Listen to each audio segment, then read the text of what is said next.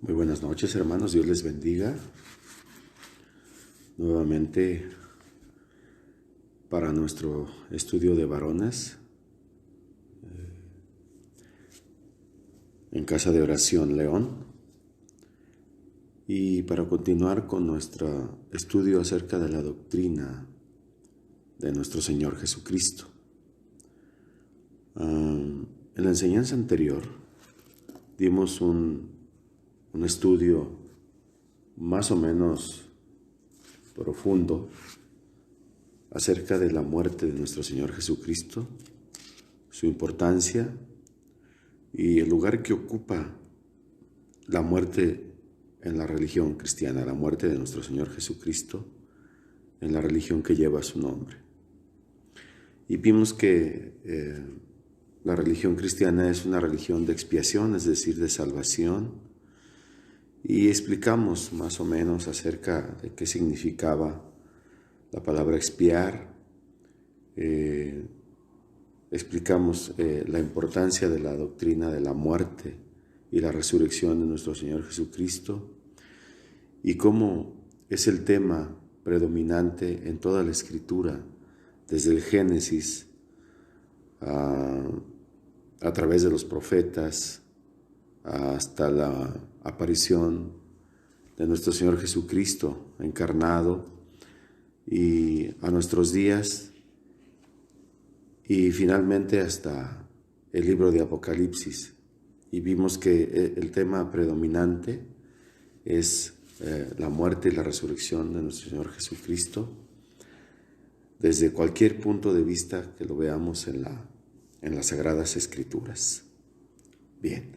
Hicimos una excepción en cuanto a la secuencia que llevábamos, porque decíamos que habría que resaltar la importancia de la muerte de Jesús debido a la celebración de la Semana Santa y la Semana de Pascua, las cuales acaban de terminar. Bien, hoy vamos a continuar y vamos a hablar un poco acerca de la divinidad de nuestro Señor Jesucristo. Son doctrinas que no son muy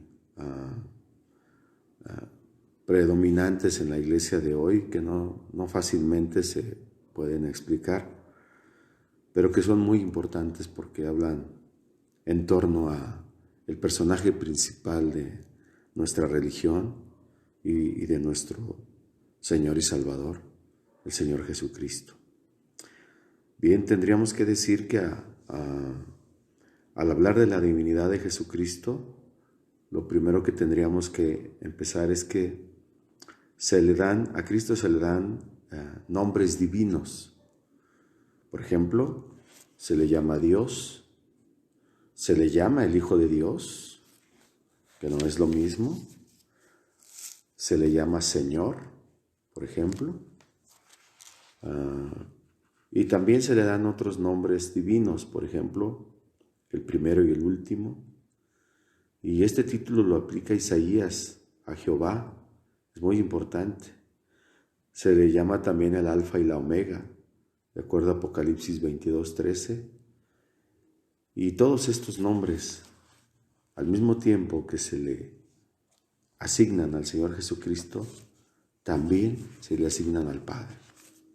Bien, hoy vamos a ver, hablando de la divinidad de Cristo, solamente el primero, que es cómo se le dan nombres divinos a Jesucristo, y vamos a ver cómo se le llama Dios en las Escrituras, y vamos a ver también un poquito acerca de que el mismo Señor Jesucristo se asigna el lugar de Dios. Es un estudio un poquito profundo y hoy vamos a ver bastante escritura, por lo menos eso está asegurado en este breve estudio el día de hoy. Pero antes de empezar vamos a orar, vamos a poner este tiempo en las manos de nuestro Señor y esperemos que nos edifique a través de su palabra y a través de esta breve enseñanza. Oremos pues. Padre, te damos muchas gracias, Señor. Te agradecemos tanto, Señor, que nos dejes escudriñar tu palabra que nos des entendimiento, que nos des la capacidad de razonamiento para entender quién eres tú, Señor, y tus atributos divinos, y cómo tú eres el mismo Dios encarnado. Te pedimos, Señor, que nos ilumines en esta hora y que seas tú hablando a nuestras vidas, a nuestros corazones, para que podamos entender la doctrina acerca de ti mismo, Señor Jesús, de quién eres tú, de la importancia que tienes en nuestra creencia, en nuestra religión, y que eres igual a Dios, porque eres Dios encarnado. Así que ponemos este tiempo en tus manos, Señor, y creemos que será de gran edificación, Padre. Te doy gracias por el tiempo que se tomarán mis hermanos para escuchar esta breve enseñanza, y yo espero que sea de edificación para que la pongamos en práctica y para que la enseñemos a nuestros hijos, a nuestra esposa, a nuestra familia en general y a tu misma iglesia, Señor. Ponemos este tiempo en tus manos en el nombre de nuestro Señor Jesucristo. Amén y amén. Bien. A Cristo se le llama Dios. Por ejemplo, en el Evangelio de Juan, en el capítulo 1, versículo 1, dice que en el principio era el Verbo, y el Verbo era con Dios, y el Verbo era Dios. En Hebreos 1:18 dice que el unigénito Hijo, o mejor, el unigénito Dios, en donde a Cristo se le atribuye aquí la divinidad absoluta. Dice que Cristo es unigénito Hijo, o mejor dicho, el unigénito Dios. En Juan 20:28, en el contexto de la incredulidad de Tomás, una vez que el Señor se aparece entre los discípulos y le dice a Tomás, pon aquí tu dedo y mira mis manos, y acerca tu mano y métela en mi costado, y no seas incrédulo, sino creyente.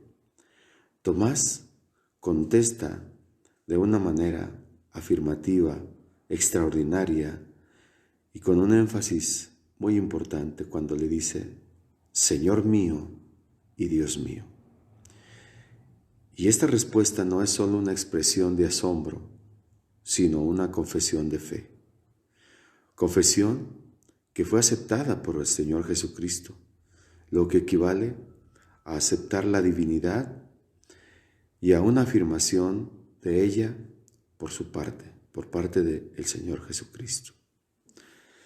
En Romanos 9:5, en el contexto donde Pablo habla de la elección de Israel, en el versículo 5, hablando de los judíos, de quienes son los patriarcas y de los cuales, según la carne, vino Cristo, dice Pablo, el cual es Dios.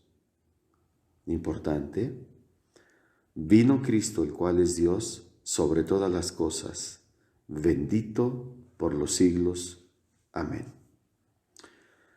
En este contexto, cuando habla Pablo acerca de los patriarcas, habla de Abraham, de Isaac y de Jacob, en quienes fueron cumplidas las promesas del Mesías. Cristo, el cual es Dios, dice Pablo, bendito por los siglos. Ahora, esta frase no se presenta tanto como una bendición, sino como una afirmación de la soberanía y de la deidad de Cristo. De manera que Cristo es aquí equiparado por Pablo como el mismo Dios, soberano, omnisciente, omnipresente, creador absoluto de todo lo que existe, inmortal, soberano, único, y con todos los atributos morales de Dios, santo, justo, misericordioso, clemente, bondadoso y amoroso, entre otros. Por eso afirma en Romanos 9:5, Dios sobre todas las cosas, bendito por los siglos. Pablo tenía muy claro quién era Jesucristo. Por eso en Tito 2:13 afirma lo siguiente, en el contexto de la enseñanza de la sana doctrina del capítulo 2 del mismo libro de Tito, o de la misma carta de Tito. Y dice en el versículo 13, aguardando la esperanza bienaventurada y la manifestación gloriosa de nuestro gran Dios y Salvador, Jesucristo. Fijémonos en la afirmación de Pablo en esta carta a Tito, aguardando la esperanza bienaventurada y la manifestación gloriosa de nuestro gran Dios y Salvador, Jesucristo. Nuevamente, Pablo, hablando con la certeza absoluta de la soberanía y de la deidad de nuestro Señor, Jesucristo. Ahora bien, en 1 de Juan 5:20, su Hijo Jesucristo, este es el verdadero Dios. Así dice el versículo. De manera que en todos estos pasajes bíblicos, a Cristo se le llama Dios. Pero también, y esto es muy importante, pero también hay otros pasajes bíblicos en donde Cristo se llama a sí mismo Dios. Él se autodetermina Dios. Por ejemplo, en el Evangelio de Juan, encontramos a Jesús autonombrándose 23 veces como el yo soy. El yo soy.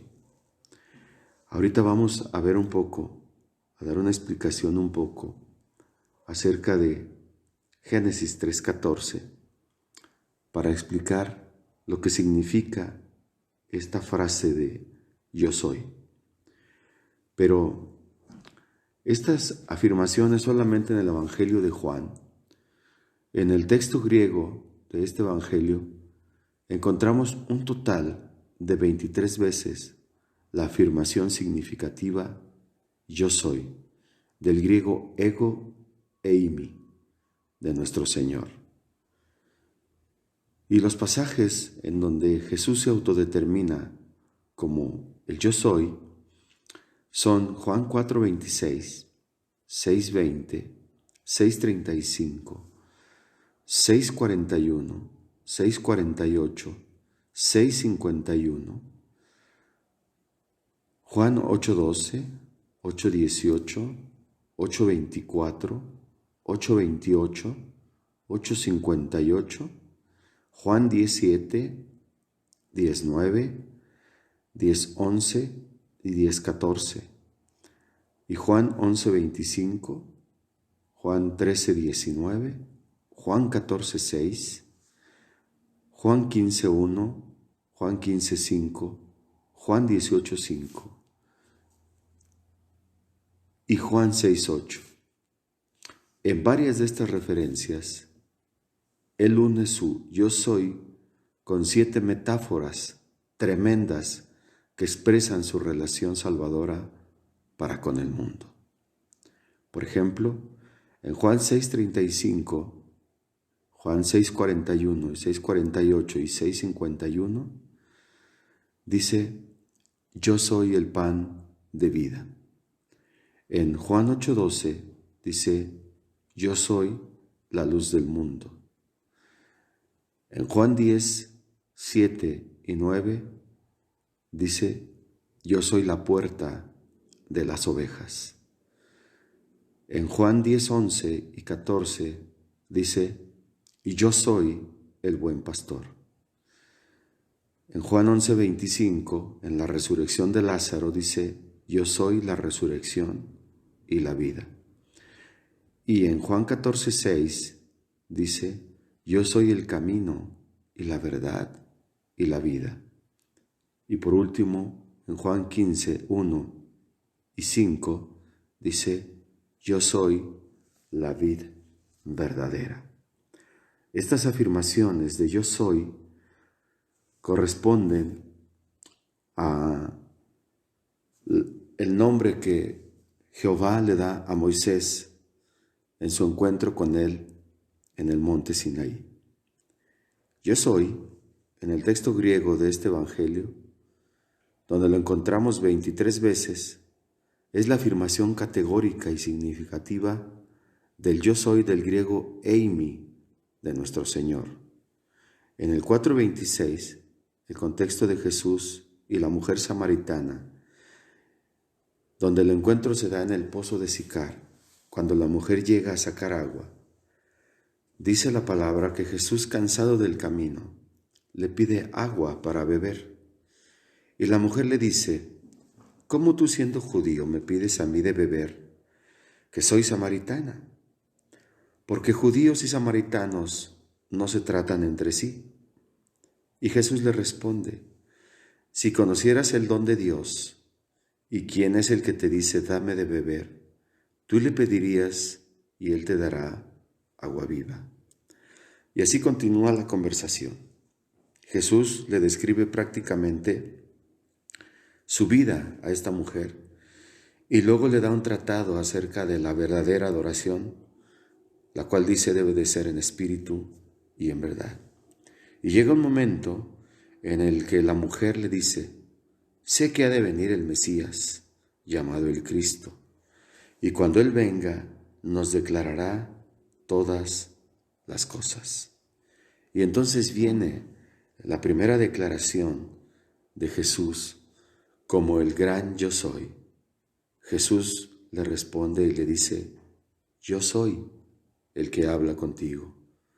Cuando ella le dice, sé que ha de venir el profeta y nos revelará todas las cosas cuando Él venga. Y Jesús le dijo, yo soy el que habla contigo. Y en esta frase Jesús le declara con franqueza que Él era el Mesías. Y aunque no acostumbraba hacerlo ante su propio pueblo, o sea, los judíos, cuya concepción del Mesías era más de índole política y militar, porque la palabra Él no figura en el original griego, porque Jesús dijo literalmente, yo soy quien habla contigo.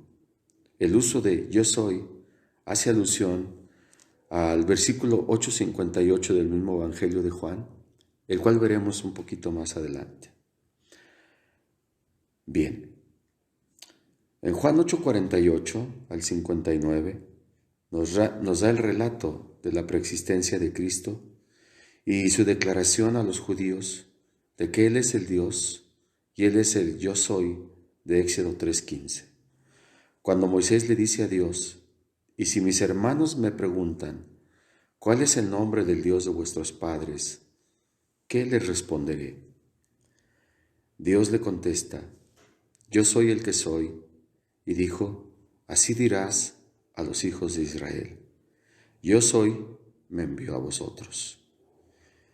Esta frase de yo soy el que soy, de Éxodo 3:14, esta frase, este nombre para Dios, tiene que ver con su autoexistencia y con su eternidad, y denota lo siguiente, yo soy el que es, y yo soy el que será, lo cual es decididamente la mayor opción y la más adecuada contextualmente de una diversidad de teorías acerca de su significado y origen etimológico. Su preexistencia en relación con el Dios de vuestros padres es discernible inmediatamente. Él es el mismo Dios en todas las edades. Escuchemos, Él es el mismo Dios en todas las edades. Conviene hacer una anotación importante. Las consonantes del término hebreo YHWH, combinadas con las vocales del nombre divino Adonai, que significa amo o Señor, dieron origen con los vocablos del nombre divino Adonai al nombre de Jehová en castellano. Por cuanto el nombre Yahweh, que es la combinación de las 4 letras del tetragramatrón y las vocales de Adonai, dan por consiguiente el nombre Yahweh, era considerado tan sagrado que los judíos no debían pronunciarlo por respeto del mismo. Pero los masoretas insertaron los vocales de Adonai para recordar cómo pronunciarlo. Cuando leían, en lugar de decir Yahweh, técnicamente esta combinación de consonantes se conoce como el tetragramatón y en español significa Jehová. Ahora bien, los masoretas eran eruditos judíos que surgieron entre los siglos 5 y 10 después de Cristo. Ellos trabajaron en la conservación del texto del Antiguo Testamento. Básicamente eran escribas que conservaron la tradición aún en el exilio del pueblo judío y eran eruditos en el idioma sagrado del hebreo y del arameo, entre otros. Ok, bajo ese contexto, vamos a ver en Juan 8, nos vamos a ampliar un poquito para hablar de la preexistencia de Cristo y cómo Él se autonombra el gran yo soy y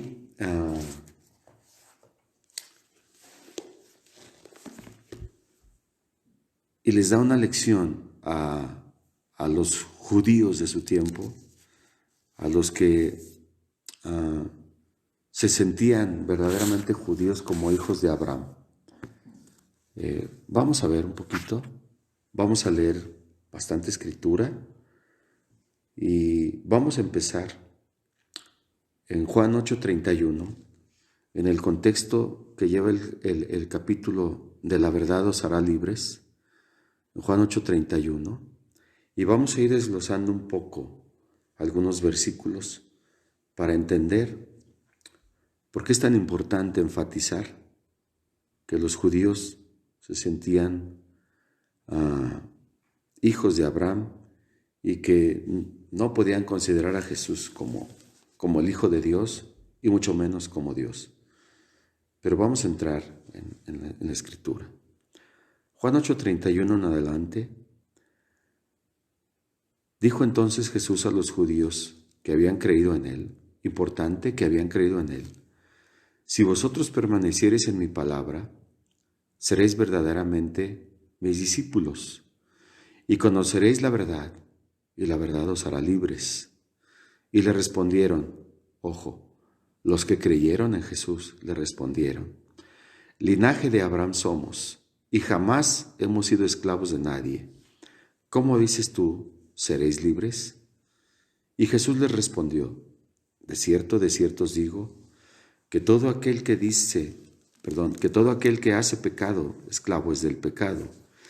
Y el esclavo no queda en la casa para siempre, el Hijo sí queda para siempre. Así que si el Hijo os libertare, seréis verdaderamente libres. Sé que sois descendientes de Abraham, pero procuráis matarme, porque mi palabra no haya cabida en vosotros. Yo hablo lo que he visto acerca del Padre, y vosotros hacéis lo que habéis oído acerca de vuestro padre. Versículo 39, respondieron y dijeron: nuestro padre es Abraham. Jesús les dijo: si fuereis hijos de Abraham, las obras de Abraham haréis. Pero ahora procuráis matarme a mí, hombre que os he hablado la verdad, la cual he oído de Dios. ¿No hizo esto Abraham? Vosotros hacéis las obras de vuestro padre. Entonces le dijeron: nosotros no somos nacidos de fornicación, un padre tenemos que es Dios. Jesús entonces les dijo: si vuestro padre fuere Dios, ciertamente me amaríais, porque yo de Dios he salido y he venido, pues no he venido de mí mismo, sino que Él me envió. ¿Por qué no entendéis mi lenguaje? Porque no podéis escuchar mi palabra. Vosotros sois de vuestro padre el diablo, y los deseos de vuestro padre queréis hacer. Él ha sido homicida desde el principio, y no ha permanecido en la verdad, porque no hay verdad en él. Cuando habla mentira, de suyo habla, porque es mentiroso y padre de mentira. Y a mí, porque digo la verdad, no me creéis. ¿Quién de vosotros me redarguye de pecado? Pues si digo la verdad, ¿por qué vosotros no me creéis? El que es de Dios, las palabras de Dios oye. Por esto no las oís vosotros, porque no sois de Dios. Bien, vamos a ver algunos versículos hasta aquí. Cuando Jesús habla de la verdad, la palabra verdad se refiere aquí no solo a los hechos que acompañaron a Jesús como Mesías e Hijo de Dios, sino también a la enseñanza que impartió. Un auténtico seguidor del Señor Jesús conocerá la verdad divina, y esto es importante para nosotros hoy, así como la libertad del pecado, como dice el versículo 34, cuando dice: Jesús le respondió: de cierto os digo, que todo aquel que hace pecado, esclavo es del pecado. Y el reconocimiento de esta realidad nos hace verdaderos cristianos. Nos hace, cuando nosotros reconocemos que no somos merecedores de la gracia y del amor de Dios, y reconocemos que somos pecadores, esta verdad divina no solo viene como resultado de una aceptación espiritual, sino de un compromiso con nuestro Señor Jesucristo. Ahora, cuando los judíos dicen: jamás hemos sido esclavos de nadie, en vista de que los judíos habían estado sometidos a diversos yugos políticos por parte de muchas naciones a través de diferentes tiempos. Por ejemplo, estuvieron bajo el yugo de Egipto o de Asiria, de Babilonia, en el exilio de Grecia, de Siria y de Roma, como estaban en el tiempo de Jesús. Tal vez se referían a su sentido interior de libertad, pero Jesús no hablaba de esa esclavitud. Y cuando Él decía: de cierto os digo, Jesús hacía énfasis en lo que les iba a decir. Y lo que les dijo es: todo aquel que hace pecado, esclavo es del pecado. De manera que Jesús no hablaba de la esclavitud física. La que Jesús tenía en mente era la esclavitud del pecado. La idea de hacer pecado significa tenerlo como un hábito. La mayor atadura no es la esclavitud política o económica, sino estar sometido al yugo espiritual del pecado y de la rebelión contra Dios. Y esto también explica la razón por la cual Jesús no permitió que lo restringieran a un simple Mesías político o a un simple Mesías libertador en lo físico. De manera que entonces los versículos 8, 35 y 36 que dicen: así que si el Hijo os libertare, seréis verdaderamente libres. La noción de esclavitud en el versículo 34 prosigue con la condición de los esclavos. Aunque los judíos se consideraban hijos de Abraham en libertad, eran en realidad esclavos, sí, esclavos del pecado. Entonces, el verdadero hijo en este contexto es Cristo mismo, que libera a los esclavos de su pecado, quienes son liberados por Jesucristo de la tiranía del pecado y de la servidumbre del legalismo. Son en realidad libres los que alcanzan a captar esta verdad. Entonces, Cristo no hablaba de la libertad física, sino de la libertad espiritual. Ahora bien, los judíos, si tenían un orgullo como pueblo de Dios, es que ellos se consideraban hijos de Abraham. Y Jesús los redarguye y les dice, si fueran hijos de Abraham, las obras de Abraham harían.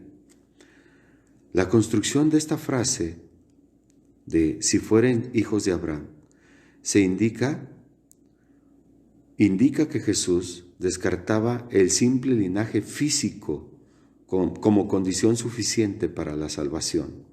Y eso también lo podemos ver en Filipenses 3, 4 al 9. El sentido del que hablaba Jesús podría ser, si fueran hijos de Abraham, pero no lo son, porque si lo fueran, harían lo que él hizo. De la misma manera que los hijos heredan las características genéticas de sus padres, la descendencia verdadera de Abraham haría las obras que él hizo, es decir, imitarían su fe y su obediencia. Las obras de Abraham, la fe de Abraham, se demostró por su obediencia a Dios. Lo que Jesús quería señalar era que el comportamiento de los judíos incrédulos era el opuesto al de Abraham, quien llevó una vida de obediencia a todos los mandatos de Dios. La actitud que tuvieron hacia Jesús demostró que su verdadero padre era Satanás. Ahora bien, vamos a continuar en Juan 8:41. Dice, vosotros hacéis las obras de vuestro padre. Entonces le dijeron, nosotros no somos nacidos de fornicación, un padre tenemos que es Dios. Jesús entonces les dijo, si vuestro padre fuese Dios, ciertamente me amaríais, porque yo de Dios he salido y he venido, pues no he venido por mí mismo, sino que Él, Dios, me envió. ¿Por qué no entienden mi lenguaje? ¿Por qué no podéis escuchar mi palabra? Vosotros sois de vuestro padre el diablo, y los deseos de vuestro padre queréis hacer. Y les dice, porque él ha sido homicida, hablando del diablo, desde el principio, y no ha permanecido en la verdad, porque no hay verdad en él. Ok. Vuestro padre, el diablo. Jesús hablaba de la conducta, que es lo que realmente evidencia la condición de hijo. Un hijo, y esto es importante para nosotros en nuestros días, un hijo exhibirá las características de su padre, y eso lo podemos ver en Efesios 5, 1 y 2. Y la pregunta sería, ¿qué están reflejando nuestros hijos? ¿Reflejan nuestro carácter? ¿Reflejan que somos verdaderos seguidores de Cristo? ¿Cuáles son las características que nuestros hijos reflejan en su entorno? En la escuela, en la calle, en donde ellos se congregan. Y esa pregunta queda para que la respondamos cada uno de nosotros. Ahora bien, puesto que los judíos siguieron el ejemplo y la conducta de Satanás con su enemistad hacia Jesús y su incapacidad para creer en él como el Mesías, la paternidad de ellos era precisamente lo contrario a lo que reclamaban.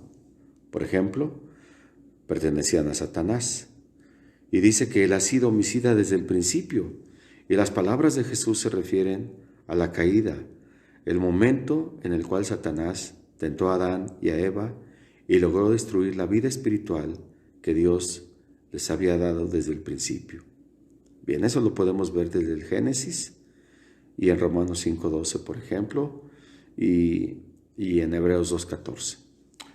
Se los dejo de tarea. Algunos piensan que también podría referirse a la ocasión en la cual Caín asesinó a Abel.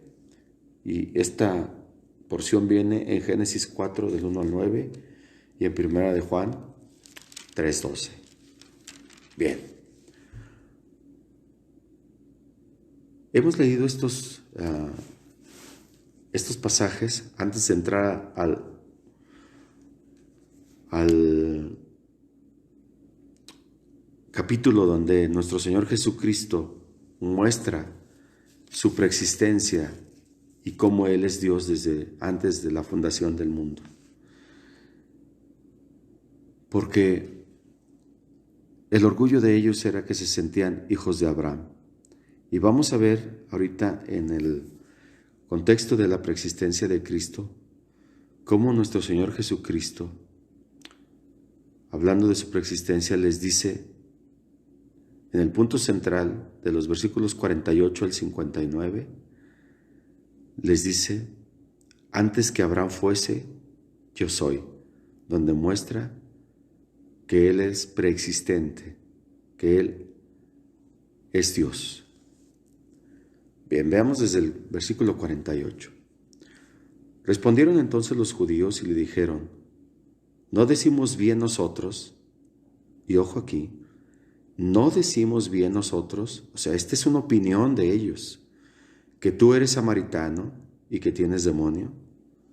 Y respondió Jesús, yo no tengo demonio, antes honro a mi Padre, y vosotros me deshonráis.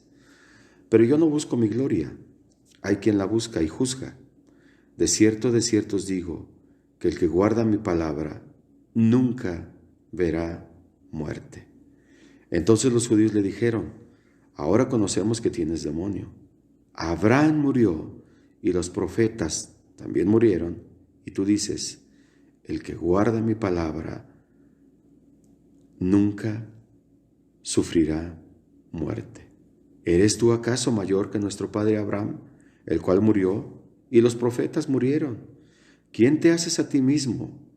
Respondió Jesús, si yo me glorifico a mí mismo, mi gloria nada es. Mi Padre es el que me glorifica, el que vosotros decís que es vuestro Padre, que es vuestro Dios, pero vosotros no lo conocéis, mas yo lo conozco. Y si dijere que no lo conozco, sería mentiroso, como vosotros, pero lo conozco y guardo su palabra. Abraham vuestro padre se gozó de que había de ver mi día, y lo vio y se gozó. Entonces le dijeron los judíos, ¿aún no tienes 50 años y has visto a Abraham? Y Jesús les dijo, y este es el punto central de esta parte, de cierto les digo. Jesús les dijo, pongan atención, esta frase, de cierto os digo, es un énfasis importante a lo que va a pronunciar enseguida. Antes que Abraham fuese, yo soy, yo Jehová. Tomaron entonces piedras para arrojárselas, pero Jesús se escondió y salió del templo, y atravesando por en medio de ellos, se fue. Qué importante es entender esta porción de la palabra. Jesús podía afirmar, antes que Abraham fuese, yo soy, podría afirmar que Él era Dios. Si nosotros vemos desde el versículo 47, desde el versículo 46 de Juan 8, hay una frase, un cuestionamiento que Jesús les hace a sus interlocutores, donde dice, ¿quién de vosotros me redarguye de pecado? Pues si digo la verdad, ¿por qué vosotros no me creéis? ¿Quién de vosotros me redarguye de pecado? Aunque los judíos arguían que Jesús era culpable de pecado, aquí el sentido alude a que la verdadera santidad de Cristo quedó demostrada por la certeza de la pureza de su vida entera y no por la ausencia de respuesta por parte de los judíos. Solo alguien perfectamente santo y que goza de la más íntima comunión con el Padre, podría pronunciar tales palabras, de manera que los judíos no podrían presentar evidencia alguna para acusarlo de pecado ante él, una corte celestial. Así que trataron de injuriarlo cuando le dijeron: vosotros decimos que tú eres samaritano. Al ver que no podrían atacar la conducta y la vida personal de Jesús, los judíos intentaron justificar un ataque personal contra Jesús y lo difamaron. Es probable que lo llamaran samaritano, aludiendo el hecho de que los samaritanos, al igual que Jesús, ponían en duda el derecho exclusivo de los judíos de ser llamados hijos de Abraham. Jesús los estaba cuestionando acerca si verdaderamente eran hijos de Abraham, ¿por qué no hacían las obras de su padre Abraham? Y cuando Él les dice que si seguían sus palabras, que si obedecían sus palabras, el resultado sería que nunca verían la muerte. El resultado de entender a la enseñanza de Jesús y de seguirlo era la vida eterna y sigue siendo la vida eterna. Si nosotros no seguimos las enseñanzas de Jesús, si nosotros no seguimos su evangelio y si no lo enseñamos a nuestros hijos, a nuestra familia, a nuestra iglesia, la muerte física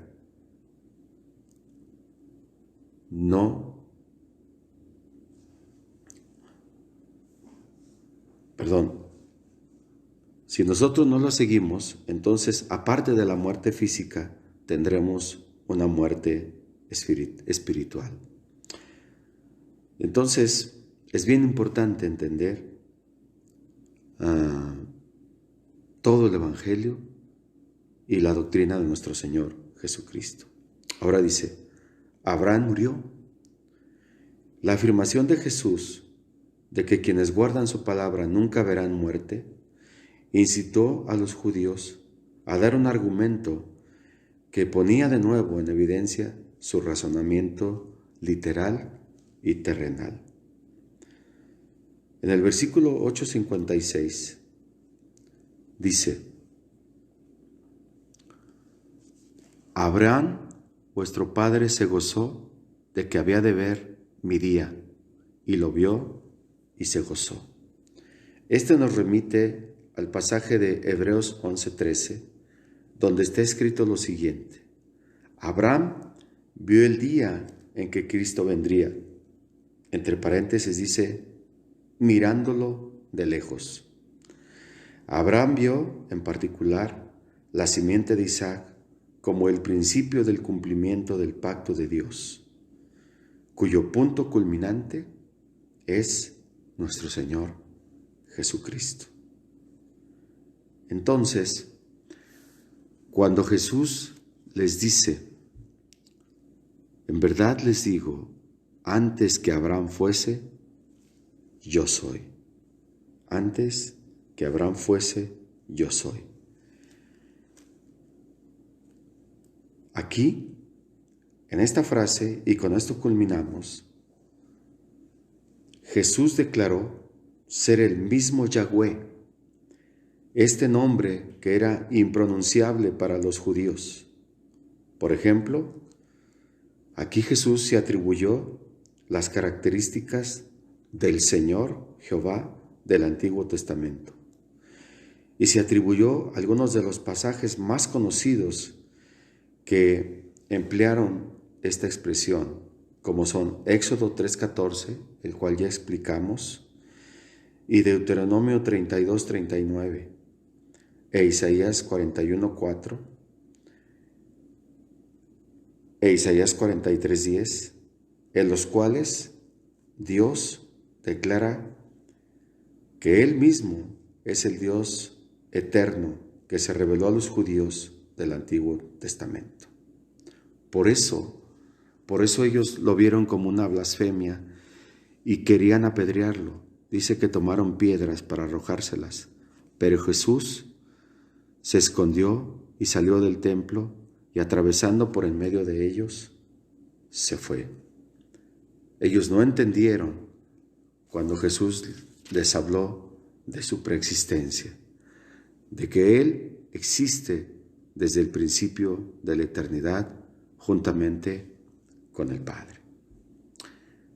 Bien, en la lista que vimos donde Jesús se autodetermina como el gran yo soy las 23 veces en el Evangelio de Juan, es precisamente una exhortación, hermanos, para que ustedes investiguen un poquito más acerca de estos pasajes y podamos entender cómo Jesús es Dios. Hay unos versículos muy interesantes acerca de estas metáforas en donde Jesús se expresa como, por ejemplo, cuando dice, yo soy el camino y la verdad y la vida, que algunos escritores teológicos, por ejemplo, han explicado que las 3 puertas del tabernáculo correspondían a estos 3 nombres que da Jesucristo. Cuando Él dice, yo soy el camino, algunos indican que la entrada al atrio del tabernáculo la llamaban el camino. Y luego la puerta de entrada al lugar santo le llamaban la verdad. Y la entrada al lugar santísimo le llamaban la vida. De manera que cuando Jesús afirma, yo soy el camino, la verdad y la vida, indican, aparte de su afirmación del yo soy, que no hay otro camino para llegar al Padre, sino es a través de Jesús, porque Él es la puerta para llegar a Dios. Bien, concluimos así esta porción esta doctrina, donde a Jesús se le llama Dios y donde Jesús se atribuye a sí mismo las características de Dios Padre. Yo espero que hayamos aprendido un poco acerca de esta gran doctrina y que haya despertado en ustedes la inquietud de escudriñar más acerca de la doctrina de nuestro Señor Jesucristo y de la divinidad de Él mismo. En la próxima entrega vamos a ver por qué a Jesús, se le llama Hijo de Dios. Y si alcanzamos, seguramente veremos por qué se le llama el Señor. Créanme lo que son doctrinas bastante importantes, bastante profundas y muy enriquecedoras para enriquecer nuestra doctrina. Así que vamos a dar gracias y esperemos que hayamos sido edificados en esta breve enseñanza. Oremos pues y demos gracias. Padre, te damos muchísimas gracias, Señor. Espero, Padre, que mis hermanos hayan sido bendecidos con esta breve enseñanza, como lo fue tu servidor. Que cada vez entendamos más acerca de quién es nuestro Señor Jesucristo, por qué le amamos, por qué nos entregamos a Él, por qué creemos en Él. Y todas las doctrinas tan importantes que es importante que entendamos como verdaderos cristianos, Padre. Te doy las gracias, Señor, por este tiempo que se han tomado mis hermanos. Y yo espero, Señor, que escudriñemos más tu palabra, que indaguemos más en ella, para que tú nos sigas mostrando este gran banquete que es introducirnos en ella y meternos entre líneas de lo que es tu palabra, la Biblia y el Evangelio de nuestro Señor Jesucristo. Gracias, Padre, por este tiempo. Gracias a mis hermanos por su atención y nos vemos en la siguiente. Que el Señor les bendiga. Muchas gracias, hermanos. Buenas noches. Amén.